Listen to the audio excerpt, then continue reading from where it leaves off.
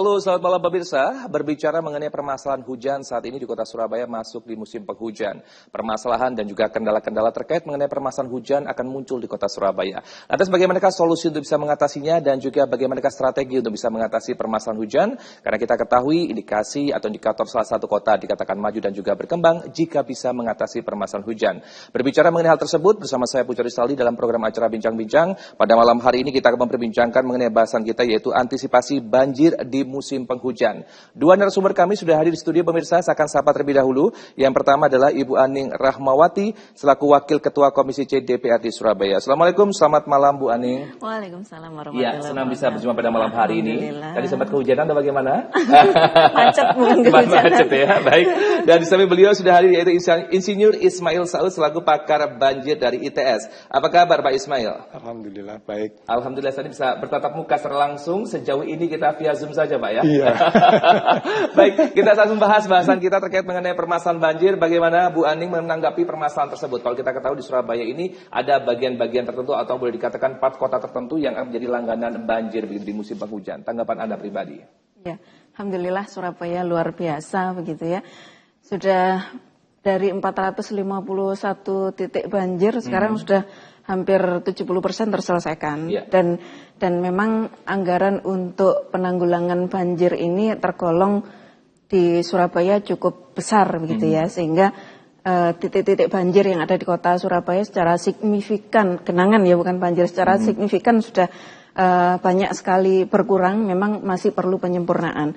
Banjir di kota Surabaya tidak terlepas dari banyak faktor begitu ya, di samping anggaran yang luar biasa digelontorkan untuk penanggulangan banjir, partisipasi masyarakat sekaligus kerjasama banyak dinas juga sangat berperan dalam penanggulangan banjir kota Surabaya. Dan ini sudah teruji sampai dengan hari ini beberapa kali hujan begitu ya. Alhamdulillah tidak ada keluhan. Biasanya DPRD itu kalau ada hujan gitu dan durasinya lama, biasanya WA itu tidak berhenti dari pagi sampai dengan pagi begitu WA terus. Pohon tumbang bagaimana Bu? Pohon tumbang, alhamdulillah kalau pohon tumbang juga dalam durasi SOP beberapa detik juga sudah bisa tertangani dengan baik begitu ya. Hanya memang untuk penanggulangan banjir kota Surabaya ini masih ada beberapa titik yang perlu untuk kita kuatkan terkait dengan anggaran juga tentunya ya. Baik. Pak Ismail, saya ingin bertanya kepada Anda, ini pemicu di kota-kota besar begitu, satu di antaranya adalah kota Surabaya begitu, bisa terjadi banjir begitu, meskipun ada upaya-upaya untuk bisa mengatasi hal tersebut. Sampai saat ini juga genangan-genangan sering terjadi begitu. Tanggapan Anda bagaimana? Jadi kalau kita lihat posisi baik geografi maupun topografi di Surabaya, itu sebetulnya pada sisi topografi posisinya pada daerah rendah. Jadi bagian hilir dari sistem berantas. Kemudian dari sisi geografinya dia relatif datar. Nah, rendah dan datar ini sebetulnya tidak menguntungkan dari sisi drainase. Kecepatan tidak bisa langsung langsung ke bawah. Yeah. Nah, berikutnya yang terkait dengan sistem yang berpengaruh di kota Surabaya. Ada sistem eksternal dan ada internal. Baik. Eksternalnya itu adalah sistem berantas hilir dari pintu Melirit sampai dengan pintu Jagir. Artinya apa? Artinya muka air banjir di Surabaya ini pada saat membuang ke badan-badan sungai utama itu sangat dipengaruhi oleh muka air di Kali Mas, Kali Kedurus, Kali Surabaya dan Kali Wonokromo. Nah, ini sebetulnya Surabaya ini pada posisi yang menurut saya sudah tepat. Baik. Sudah tepat. Tetap mempertimbangkan kondisi eksternal meskipun secara rutin, secara kontinu dia menyelesaikan permasalahan banjir internalnya sendiri dengan memasang pompa, dengan menormalisasi saluran dan seterusnya. Sehingga antara eksternal dan internal ini nyambung. Baik. Sehingga nanti konsep dari pengendalian drainase modern itu mestinya harusnya bisa ditingkatkan di Surabaya ini. Baik, jadi kita akan sambung lagi perbincangan kita Pak Ismail dan juga Bu Aning. Pemirsa Anda jangan beralih kemana-mana, kami akan segera kembali tentunya setelah pesan-pesan berikut ini.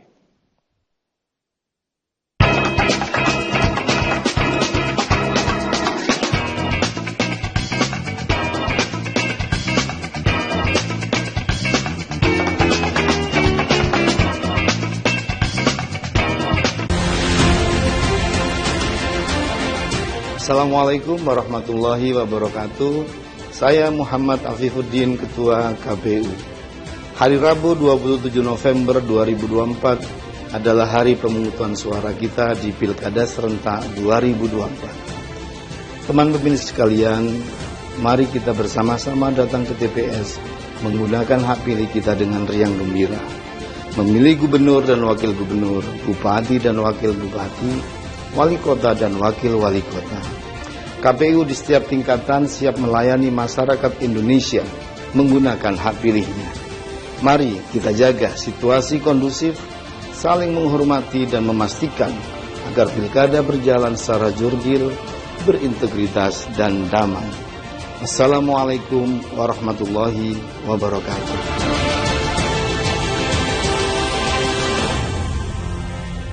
Mutiara Islam, tayangan religi membahas berbagai persoalan kehidupan di masyarakat dengan kajian dari sudut pandangan Islam. Mendapat jodoh, istri yang begini. Umumnya ya takdir mubeng nggak bisa diubah, ya wes, ya itu Bersama narasumber dan ustadz yang ahli di bidangnya. Saksikan Mutiara Islam setiap hari pukul 5 pagi hanya di Jawa Post TV.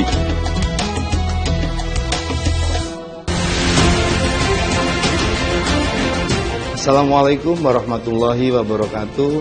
Saya Muhammad Afifuddin, Ketua KPU. Hari Rabu 27 November 2024 adalah hari pemungutan suara kita di Pilkada serentak 2024. Teman pemilih sekalian, mari kita bersama-sama datang ke TPS menggunakan hak pilih kita dengan riang gembira. Memilih gubernur dan wakil gubernur, bupati dan wakil bupati, wali kota dan wakil wali kota. KPU di setiap tingkatan siap melayani masyarakat Indonesia menggunakan hak pilihnya. Mari kita jaga situasi kondusif, saling menghormati dan memastikan agar pilkada berjalan secara jurdil, berintegritas dan damai. Assalamualaikum warahmatullahi wabarakatuh.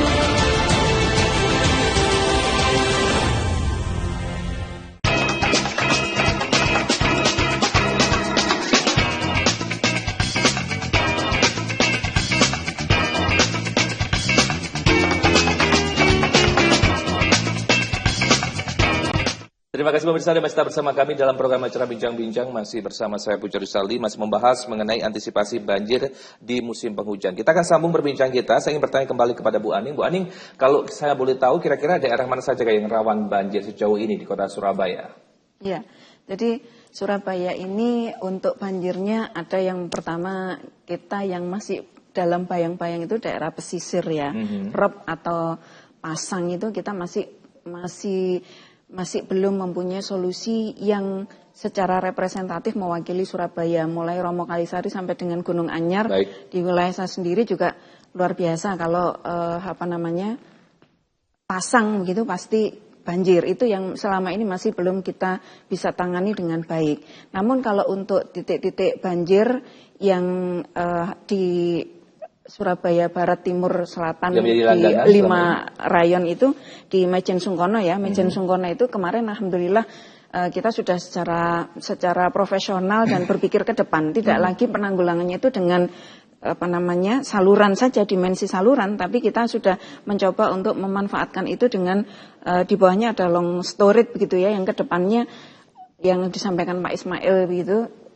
Ada pemanenan air gitu ya, itu merupakan salah satu pilot project Kota Surabaya di daerah Mejen Sungkono. Kemudian di Ahmad Yani, daerah sekitar sini yang kemarin juga masih ada genangan begitu ya, itu juga alhamdulillah sudah kita berikan salah satu penanganan khusus ya. Dan yang belum selesai sistemnya itu ada di Surabaya Barat. Kebetulan sebetulnya kita dari DPRD kemarin menganggarkan 250 miliar khusus untuk sistem Surabaya Barat. Namun ternyata masih harus terasionalisasi dan tinggal 100 miliar. Sehingga dengan belum selesainya sistem ini mengakibatkan banjir ini juga masih ada kemungkinan terjadi di sana. Namun antisipasinya juga sudah kita lakukan insya Allah untuk titik-titik rawan banjir yang selama ini selalu menjadi langganan setiap tahun. Baik, nah kita kembali berbicara mengenai kebijakan Bu Aning. Kira-kira apakah ada kebijakan khusus begitu dari Komisi CDPRD sendiri mengatasi permasalahan banjir ini di Kota Surabaya? Ya, yang pertama bicara tentang permasalahan banjir ini tentunya sangat terkait dengan proses normalisasi ya, karena normalisasi ini menjadi salah satu hal wajib yang ketika penanganannya belum sempurna maka pasti akan terjadi genangan. Salah satu contoh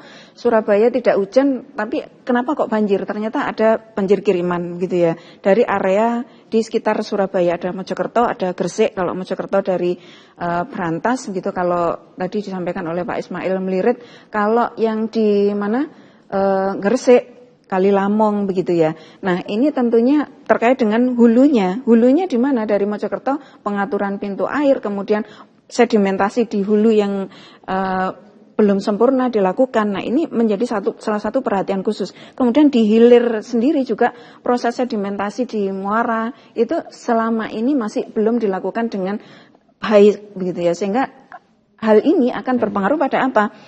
Air yang harusnya masuk dengan baik ke hilir atau ke muara itu tidak masuk dengan baik. Jadi proses sedimentasi ini ke depan perlu kita dari sarana prasarana untuk proses pengerukannya, kemudian juga komunikasi karena ada salah satu sudut pandang yang berbeda, Mas. Jadi dari sisi mangrove misalnya ya, mengembalikan sungai badan air itu seperti semula sebagai fungsi badan air, ternyata proses sedimentasi itu kan perlu pengerukan ya, normalisasi perlu dikeruk.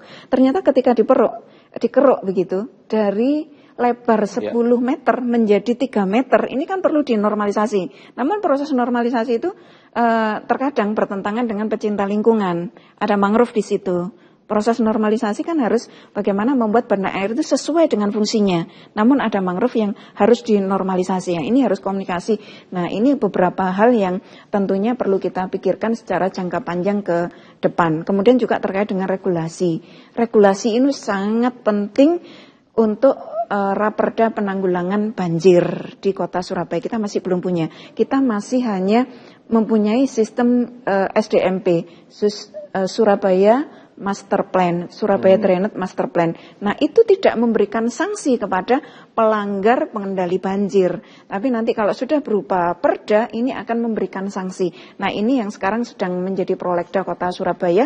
Sekarang sedang kita majukan begitu ya, untuk nanti menjadi perda di Kota Surabaya.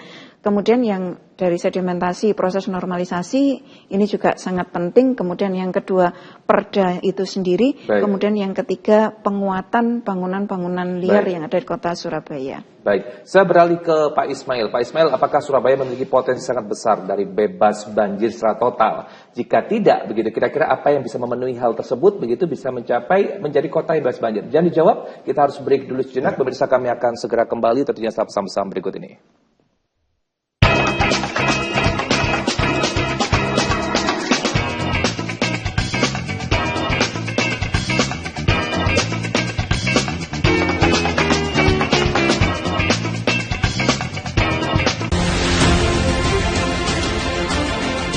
Assalamualaikum warahmatullahi wabarakatuh. Saya Muhammad Afifuddin, Ketua KPU. Hari Rabu 27 November 2024 adalah hari pemungutan suara kita di Pilkada Serentak 2024. Teman pemilih sekalian, mari kita bersama-sama datang ke TPS menggunakan hak pilih kita dengan riang gembira. Memilih gubernur dan wakil gubernur, bupati dan wakil bupati, wali kota dan wakil wali kota. KPU di setiap tingkatan siap melayani masyarakat Indonesia menggunakan hak pilihnya. Mari kita jaga situasi kondusif, saling menghormati dan memastikan agar pilkada berjalan secara jurdil, berintegritas dan damai. Assalamualaikum warahmatullahi wabarakatuh.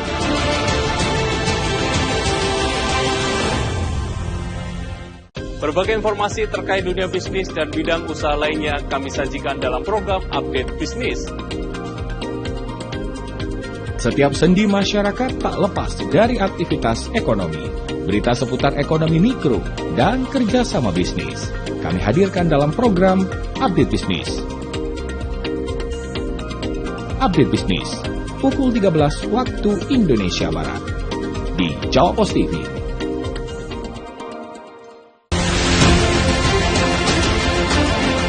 Assalamualaikum warahmatullahi wabarakatuh. Saya Muhammad Afifuddin, Ketua KPU.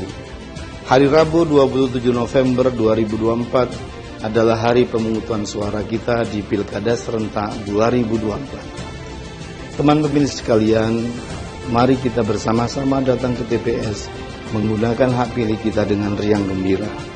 Memilih gubernur dan wakil gubernur, bupati dan wakil bupati, wali kota dan wakil wali kota. KPU di setiap tingkatan siap melayani masyarakat Indonesia menggunakan hak pilihnya. Mari kita jaga situasi kondusif, saling menghormati dan memastikan agar pilkada berjalan secara jurdil, berintegritas dan damai. Assalamualaikum warahmatullahi wabarakatuh.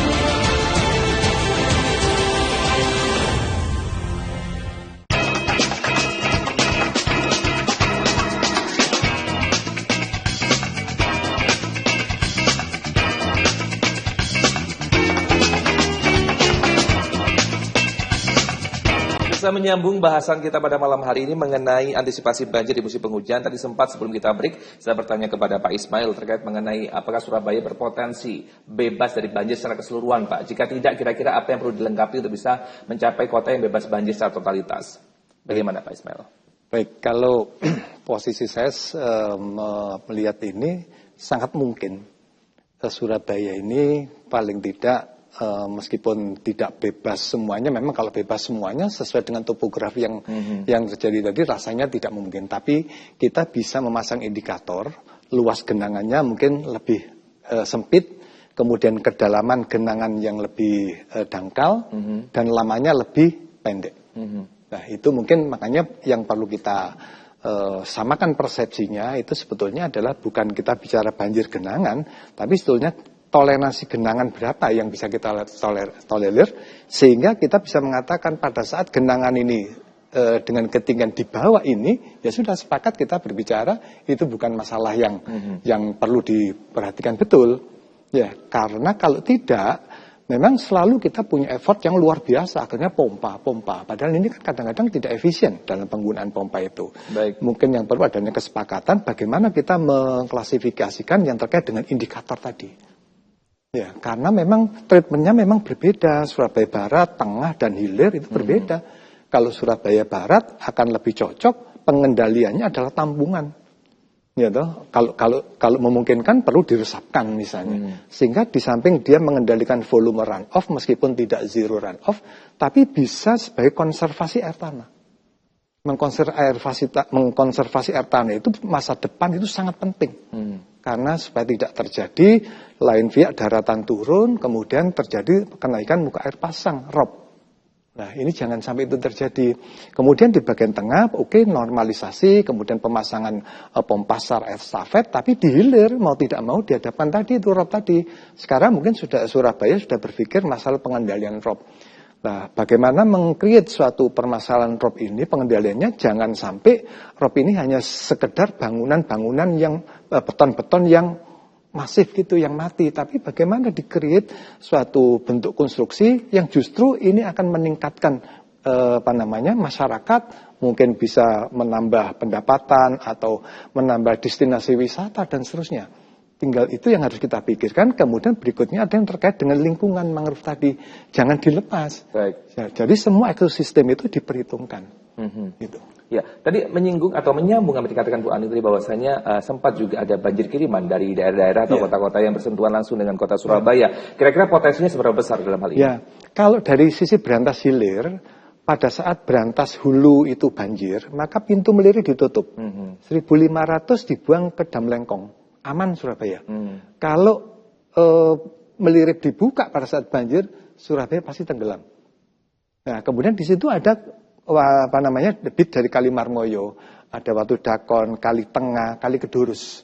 Kali Kedurus ini dasnya Gresik dan Surabaya. Baik. Ya, ini kemudian di Wonokromo yang masuk ke kota itu hanya dibatasi maksimum desain kapasitas Kalimas itu 70. Realisasinya paling 25 meter kubik per detik. 200 sampai 250 dibuang lewat pintu Jagir. Jadi kota diselamatkan terhadap ini. Cuman pada sistem drainase yang ada, itu muka air di Kalimas itu pada saat banjir, pada saat terpengaruh pasang, ini akan berpengaruh pada daerah-daerah di sekitar, sehingga ini tidak bisa mengalir secara gravitasi. Ada rencana 20 pompa, kalau tidak dibuat pintu petean, ini harus dengan pompa. Dan lebih baik solusinya untuk mengantisipasi rob atau pasang tadi ditutup, kemudian ini bisa mengalir secara gravitasi, baru dibuang dengan pompa. Baik, luar biasa. Butuh waktu untuk mencerna apa yang disampaikan Pak Ismail ya. Saya berasa kuliah lagi begitu ya, tapi luar biasa. Baik, saya beralih ke Bu Aning. Bu Aning, tadi bagaimana Bu komunikasi yang perlu dijalin dengan daerah sekitar begitu ya, bersentuhan langsung dengan Kota Surabaya terkait mengenai banjir kiriman dari Komisi JDPRD sendiri, bagaimana Bu komunikasi yang dijalin saat ini? Ya, jadi Dinas DSDAPM ya, PU, kita senantiasa mengundang dan terus melakukan proses pengawasan. Di samping ada pola komunikasi yang menarik ini dengan Jasa Tirta dengan BPWS terkait dengan tupoksi dan kewenangan. Dan menarik juga ketika ternyata BPWS itu juga membuat master plan, gitu ya, master plan pengendalian banjir. Baru terungkap kemarin ketika kita mengundang dari BPWS, Balai Besar Wilayah Sungai, punya tupoksi sendiri-sendiri dan kewenangan sendiri-sendiri terkait dengan Jasa Tirta. Maka Jasa Tirta ini yang berpotensi untuk menanggulangi banjir kiriman tadi, terutama dari area Mojokerto gitu ya. Kemudian juga dengan BPWS. Nah, pada akhirnya komunikasi ini menjadi satu hal yang menarik karena ternyata dengan tupoksi yang berbeda itu bisa saling menguatkan, di mana Jasa Tirta ini sangat sebetulnya kalau kita melihat Jasa Tirta kan mereka mendapatkan banyak anggaran gitu ya, hanya dengan buka tutup pintu air begitu kan. Nah, maka konsekuensinya bagaimana dia juga buka tutup pintu air itu bisa mengantisipasi supaya Surabaya ini tidak banjir dengan dia berkomunikasi dengan wilayah sekitar, terutama dengan wilayah hulu begitu. Ini yang kita lakukan selama ini untuk proses penanggulangan banjir, terutama dengan eksternal yang tadi disampaikan oleh Pak Ismail. Di samping itu juga kita juga berkomunikasi efektif dengan teman-teman DPRD terkait dengan regulasi DPRD dari Gresik, DPRD dari Mojokerto begitu ya.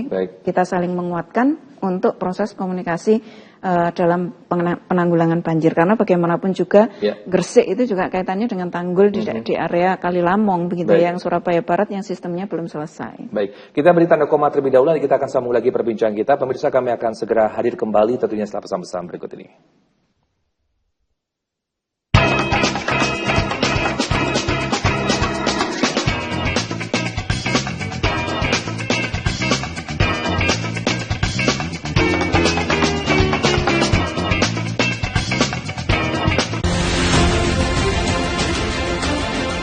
Assalamualaikum warahmatullahi wabarakatuh. Saya Muhammad Afifuddin, Ketua KPU. Hari Rabu 27 November 2024 adalah hari pemungutan suara kita di Pilkada serentak 2024. Teman pemilih sekalian, mari kita bersama-sama datang ke TPS menggunakan hak pilih kita dengan riang gembira. Memilih gubernur dan wakil gubernur, bupati dan wakil bupati, wali kota dan wakil wali kota. KPU di setiap tingkatan siap melayani masyarakat Indonesia menggunakan hak pilihnya. Mari kita jaga situasi kondusif, saling menghormati dan memastikan agar pilkada berjalan secara jurdil, berintegritas dan damai. Assalamualaikum warahmatullahi wabarakatuh.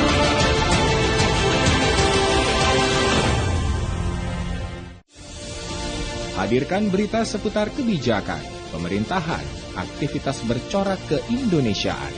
Dikemas secara ringan.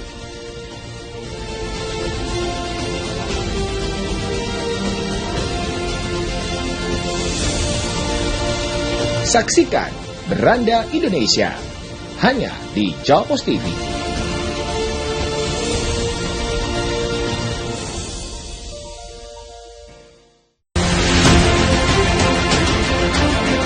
Assalamualaikum warahmatullahi wabarakatuh.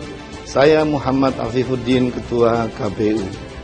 Hari Rabu 27 November 2024 adalah hari pemungutan suara kita di Pilkada serentak 2024.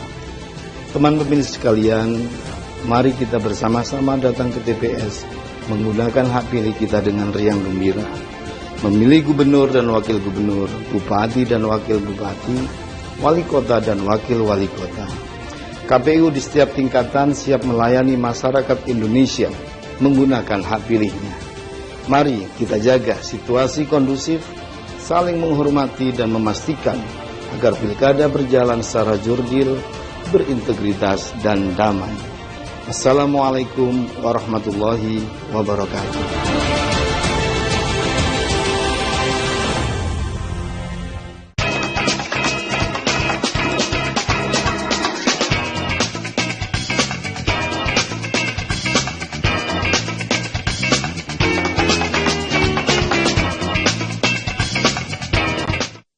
Terima kasih pemirsa Anda masih tetap bersama kami dalam program acara Bincang-Bincang, masih bersama saya Puja Rusali, menyambung dengan yang disampaikan oleh Bu Aning terkait mengenai bagaimana antisipasi banjir di musim penghujan. Sepertinya ada regulasi yang baru diketok Bu ya, yang dimana regulasi ini bisa membantu untuk bisa mengantisipasi permasalahan banjir di Kota Surabaya. Bisa jelaskan itu Aning? Ya, jadi kemarin Komisi C menjadi pansus penyerahan PSU. Nah, alhamdulillah kita karena penyerahan PSU ini kaitannya dengan alih fungsi lahan begitu ya. Setiap developer yang mau membangun perumahan baru, maka dia di dalam perda yang barusan kita ketok itu, kita wajibkan untuk membuat sistem pengelolaan drainase tersendiri. Jadi nanti ketika proses pengelolaan drainase itu, ketika ada hujan, maka mereka wajib menghitung rekom drainase yang dikeluarkan oleh Dinas DSDABM atau PU, itu menghitung dengan adanya alternatif BOSEM, jadi penampungan air terlebih dahulu, kemudian juga sistem drainasenya dibuat jangan sampai pada waktu hujan, sistem drainase existing dari pemerintah Kota Surabaya ini sedang penuh begitu ya, jangan sampai ketambahan dari yang dari perumahan atau pengembang yang melakukan proses pembangunan area baru, sehingga diharapkan di situ nanti ada pengelolaan air tersendiri dengan BOSEM dan juga pengolahan air, entah itu nanti salurannya menuju ke BOSEM, kemudian di BOSEM diolah ketika sudah tidak hujan atau ketika drainase yang ada existing itu sudah tidak penuh air atau tidak ada air, bisa dialirkan ke situ, atau bahkan BOSEM itu sendiri bisa dikelola untuk penyiraman air di area penyiraman tanaman ya di area perumahan yang bersangkutan. Dan ini menjadi satu hal yang sangat menarik karena selama ini ketika ada pembangunan perumahan baru pasti akan ada penambahan debit air di drainase existing yang ada, sehingga betul-betul di situ kita kuatkan pemerintah kota untuk menerapkan aturan yang nanti ini akan dikuatkan, disempurnakan dengan perwali atau perkada yang insya Allah akan segera diberlakukan di Kota Surabaya. Baik, luar biasa. Saya beralih ke Pak Ismail. Pak Ismail, apakah ada peran khusus dari masyarakat yang perlu dilakukan untuk bisa mengantisipasi permasalahan banjir ini? Ya, masyarakat ini memang harus mendukung. Semuanya penyelesaian banjir itu tidak bisa kita berbicara pemerintah, dewan, tapi semua stakeholder, semua komponen itu harus dilibatkan. Terutama masyarakat ini, meskipun sekarang sudah mulai peran masyarakat itu muncul, tapi sebetulnya ini perlu ditingkatkan lagi, terutama dari sisi pembuangan sampah, kemudian bagaimana kesadaran masyarakat ini memelihara salurannya, ya, sedimentasi itu sangat besar, ternyata akan berpengaruh pada kapasitas dari saluran yang ada. Dengan sedimentasi yang besar dan posisinya kan tidak titik, tapi dia menyebar ke semuanya sepanjang saluran tersebut. Nah, kalau misalnya masyarakat mulai dari tidak membuang sampah, kemudian punya peran untuk memelihara saluran minimal yang di depan rumahnya, supaya nanti kapasitas tampung dari saluran yang ada ini cukup memadai. Meskipun secara kinerja, memang kalau dari sisi hujan rencana, gitu kemungkinan saluran lokal sama tersier itu masih jauh, masih di bawah dari hujan yang pernah terjadi. Contoh misalnya, rencana periode ulang yang diterapkan di Patusan tersier itu kan 2 tahun, periode ulang 2 tahun. Tapi hujan yang turun lebih dari situ. Nah, kalau misalnya, paling tidak kalau saluran yang ada di lokal itu sedimentasinya sudah dibersihkan, rasanya tampungan ini semakin tambah. Makanya rasa yang perlu kami sampaikan, pada saat penggunaan banjir itu tidak hanya menggunakan indikator genangan sebagai keberhasilan drainase, tapi sedapat mungkin nanti sudah mulai digeser lagi yang terkait dengan sedimentasi. Sehingga nanti di saluran itu sedimennya berapa sudah harus di-maintain, direhab, diambil dan seterusnya. Supaya kapasitas ini betul-betul bisa maksimal. Eman kalau fasilitas yang ada ini tidak dimaksimalkan fungsinya. Gitu.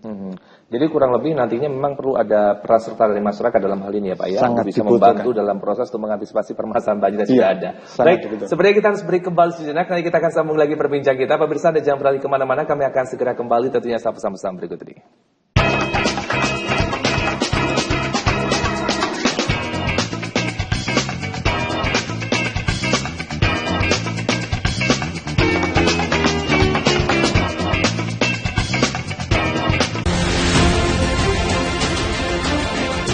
Assalamualaikum warahmatullahi wabarakatuh.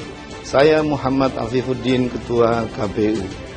Hari Rabu 27 November 2024 adalah hari pemungutan suara kita di Pilkada serentak 2024. Teman pemilih sekalian, mari kita bersama-sama datang ke TPS menggunakan hak pilih kita dengan riang gembira.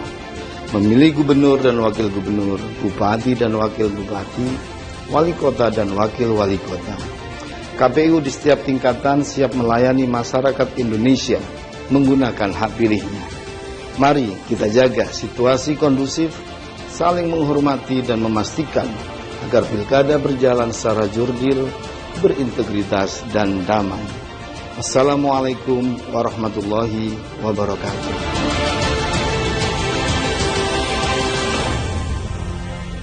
Mutiara Islam, tayangan religi membahas berbagai persoalan kehidupan di masyarakat dengan kajian dari sudut pandangan Islam. Mendapat jodoh, istri yang begini. Umumnya ya takdirmu pun nggak bisa diubah, ya wes, ya itu bersama narasumber dan ustadz yang ahli di bidangnya. Saksikan Mutiara Islam setiap hari pukul 5 pagi hanya di Jawa Pos TV.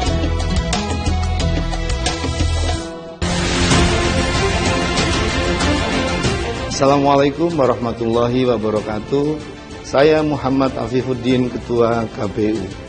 Hari Rabu 27 November 2024 adalah hari pemungutan suara kita di Pilkada serentak 2024. Teman pemilih sekalian, mari kita bersama-sama datang ke TPS menggunakan hak pilih kita dengan riang gembira. Memilih gubernur dan wakil gubernur, bupati dan wakil bupati, wali kota dan wakil wali kota. KPU di setiap tingkatan siap melayani masyarakat Indonesia menggunakan hak pilihnya. Mari kita jaga situasi kondusif, saling menghormati dan memastikan agar pilkada berjalan secara jurdil, berintegritas dan damai. Assalamualaikum warahmatullahi wabarakatuh.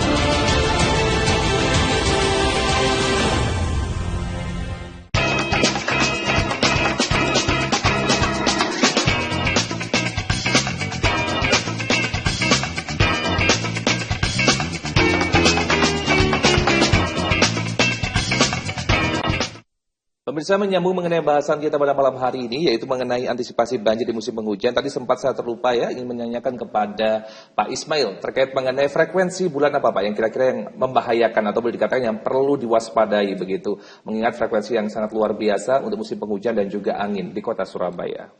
Ya, memang kecenderungan musim tiap tahun ini kan menggeser, tidak pasti, tapi paling tidak bisa diprediksi puncak itu paling tidak sekitar 3 bulan. Kalau misalnya kondisi normal musim hujan di awal-awal November, itu puncaknya biasanya Desember, Januari, Februari. Nah, kalau nanti hujan awalnya ini menggeser ke Desember, rasanya agak mundur ke Maret. Ya, saya kira yang perlu diperhatikan adalah di bulan itu tadi, Desember, Januari, Februari tadi. Desember, Januari, Februari. Ya. Ini perlu diwaspadai, Pak, ya. Harus diwaspadai. Apalagi Nataru nantinya seperti itu. Ya. Natal dan tahun baru, Pak, betul ya. Jadi itu yang perlu diantisipasi ya. Baik. Nah, kira-kira dari DPRD Komisi C lebih tepatnya Bu Ani, kira-kira apa saja perlu dilakukan saat ini begitu untuk tentunya bisa memberikan sosialisasi dan juga informasi yang lebih tepatnya kepada masyarakat Kota Surabaya sehingga mau ambil bagian begitu turut serta dalam arti kata untuk bisa mengantisipasi permasalahan banjir ini. Ya.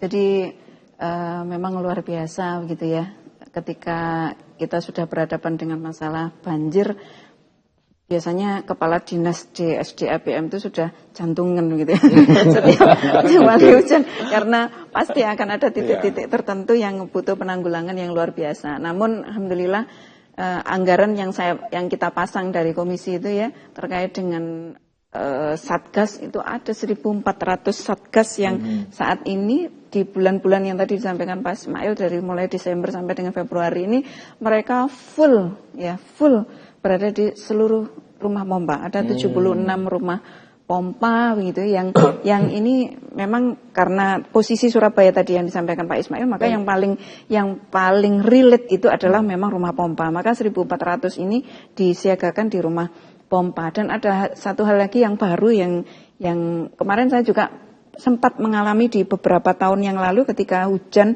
deras, banjir, sampai akhirnya saya naik kursi begitu ya. Karena gensetnya mati gitu kan. Genset di salah satu rumah pompa mati. Nah, ini alhamdulillah ada genset keliling begitu ya, ada 4 armada juga yang dikerahkan begitu, dan kemarin kita sudah sempat untuk komunikasi dengan melakukan proses pengawasan dengan dinas begitu dari titik banjir yang dikerjakan di 2024 berdasarkan anggaran yang ada.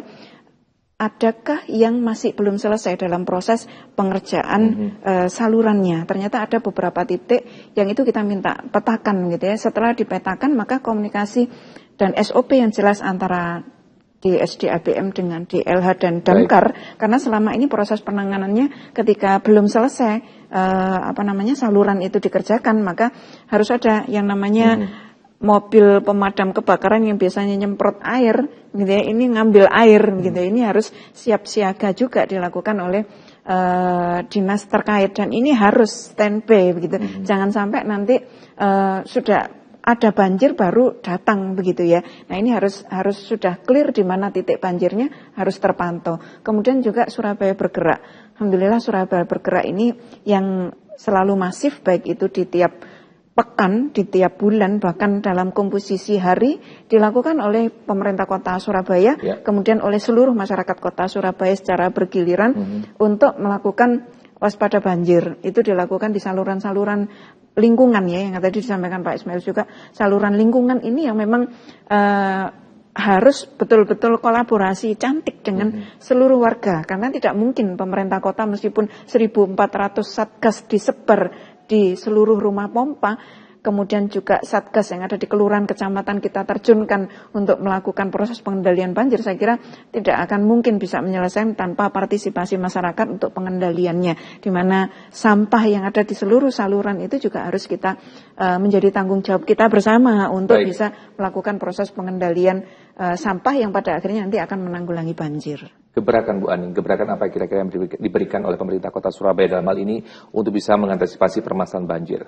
Ya, jadi memang di tahun 2024 ini sedikit sekali titik banjir yang menjadi perhatian pemerintah kota gitu ya, karena tadi dari 451 titik tinggal beberapa titik lagi yang belum diselesaikan, dan ini sudah kita lakukan antisipasi dengan kolaborasi lintas sektor, tidak hanya dinas di SDAPM saja, tapi beberapa dinas terkait sudah melakukan kolaborasi yang cantik begitu ya, baik itu dengan teknologi baru, kemudian juga tadi Surabaya Bergerak, kemudian juga yang penyediaan sarana prasarana yang memang dibutuhkan dalam kondisi darurat gitu ya. Di seluruh rumah pompa yang ada itu juga sudah dilakukan proses antisipasi terkait dengan sampah tentunya ya, karena di problem yang muncul di saluran-saluran Kota Surabaya itu terkait dengan sampah. Kemudian juga proses normalisasi saluran itu juga sudah dilakukan dengan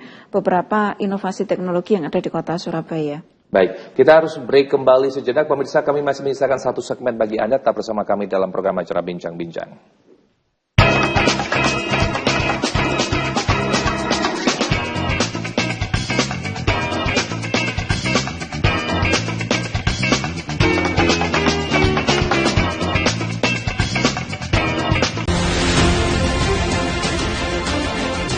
Assalamualaikum warahmatullahi wabarakatuh. Saya Muhammad Afifuddin, Ketua KPU. Hari Rabu 27 November 2024 adalah hari pemungutan suara kita di Pilkada Serentak 2024. Teman-teman sekalian, mari kita bersama-sama datang ke TPS menggunakan hak pilih kita dengan riang gembira. Memilih gubernur dan wakil gubernur, bupati dan wakil bupati, wali kota dan wakil wali kota. KPU di setiap tingkatan siap melayani masyarakat Indonesia menggunakan hak pilihnya. Mari kita jaga situasi kondusif, saling menghormati dan memastikan agar pilkada berjalan secara jurdil, berintegritas dan damai. Assalamualaikum warahmatullahi wabarakatuh.